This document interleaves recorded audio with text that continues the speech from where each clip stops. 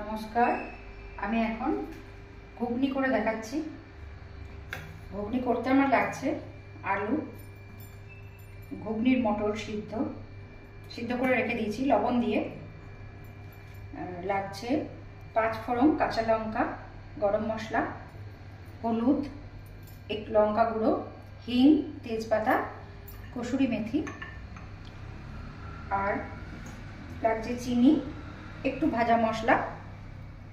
আর এইটার মধ্যে রয়েছে আদা, জিরে, ধনে, কাঁচা লঙ্কা আর টমেটো আর কাজু বাদাম বাটা একসঙ্গে মেশানো। এবার আমি কড়াইয়ে তেল দিচ্ছি।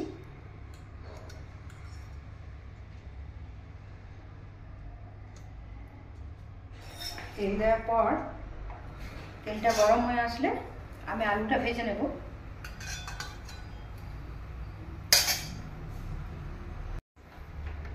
আলুটা ভেজে নিচ্ছি।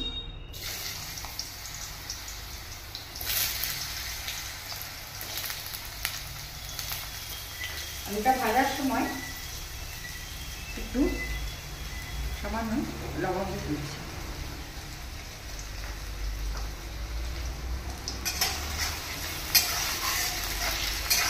খুলে দেখে নেব আলুটা কেমন ভাজা হলো। ভাজার সাথে সাথে অনেকটাই এটা সিদ্ধ হয়ে গেছে আলুটা। যেহেতু আমার ঘুগনির মটরটা সিদ্ধ করা আছে লবণ দিয়ে আগে, আলুটাকে একটু ভাজতে ভাজতে সিদ্ধ হয়ে গেলে সুবিধা।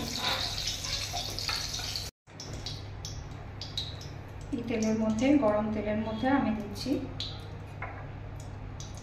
5 ফোড়ন,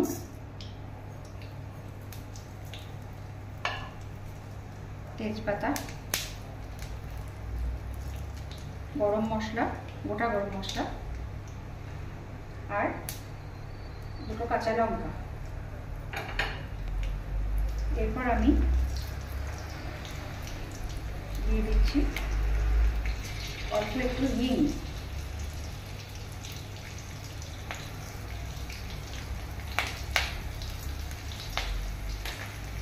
এটা দেওয়ার পর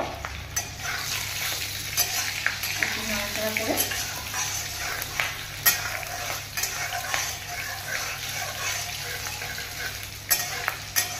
ফোড়নটা ভাজা হয়ে গেলে, ফোড়নটা ভাজার সুন্দর একটা গন্ধ বেরিয়েছে। এরপর আমি যে মশলাটা আমার রেডি করা আছে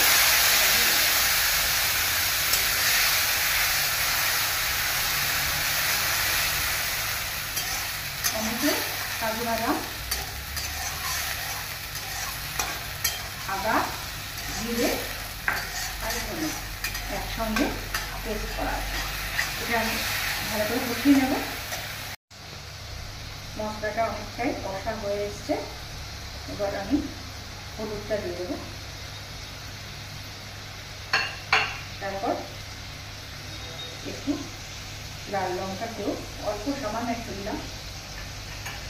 কেউ দিতেও পারে, নাও দিতে পারে লাল লঙ্কার গুঁড়ো, না খেলে না দেবে। তারপর এটাকে আবার একটু কিছুক্ষণ কষিয়ে নেব।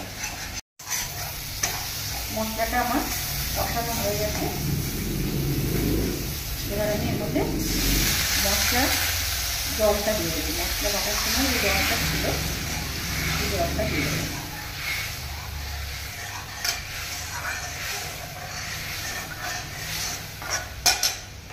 এবার এর মধ্যে আমি এই ভাজা আলুটা দিয়ে দেবো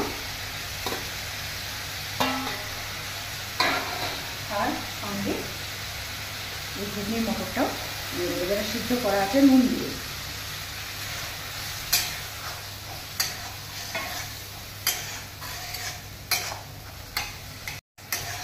এটা একটু নাড়াচাড়া করে আমি লবণ দিয়ে দেবো, পরিমাণ মতো লবণ। যেহেতু আলুটা ভাজতে ভাজতে না সিদ্ধ হয়ে গেছে, সেহেতু এখন আমি একটু চিনি দিয়ে দেবো। এবার আমি একটু নাড়াচাড়া করে এটাকে ঢেকে দেবো। একটু নাড়াচাড়া করে ঢাকাটা খুলে তারপর আমি একটু জল দিয়ে দিলাম। আবার আমি ঢাকাটা দিয়ে দিলাম, একটু পর খুলে দিই। এবার আমি ঢাকাটা খুলে একটু দেখব।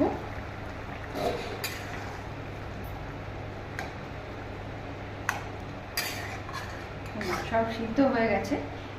নামাবার আগে একটু ঝোল ঝোল রাখবো, কেন না রাখার পর একটু তখন ঝোলটা টেনে নেয়।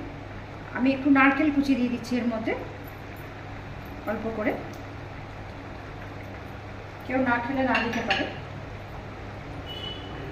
একটু কসুরি মেথি ভেজে গুঁড়ো করে রেখে দিয়েছিলাম, শুকনো কড়াই ভেজে, সেটা দিয়ে দিলাম। একটু নাড়াচাড়া করলাম, তারপর এটাতে জিরে আর শুকনো লঙ্কা শুকনো কড়াই ভেজে গুঁড়ো করা আছে, এটা অল্প একটু ছিটিয়ে দিলাম।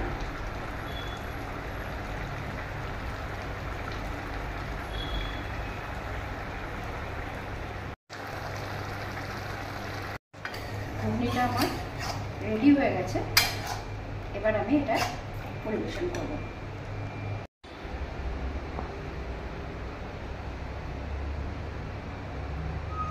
এটা আমি তেঁতুলের চাটনি, পেঁয়াজ আর লঙ্কা দিয়ে, কাঁচা লঙ্কা কুচি দিয়ে পরিবেশন করছি। কেউ চাইলে পেঁয়াজ দিতেও পারেন, নাও দিতে পারেন, যে যেরকম প্রেফার করবেন। যে যদি ভালো লাগে রান্নাটা তাহলে প্লিজ লাইক করবেন, শেয়ার করবেন, সাবস্ক্রাইব করবেন। Thank you.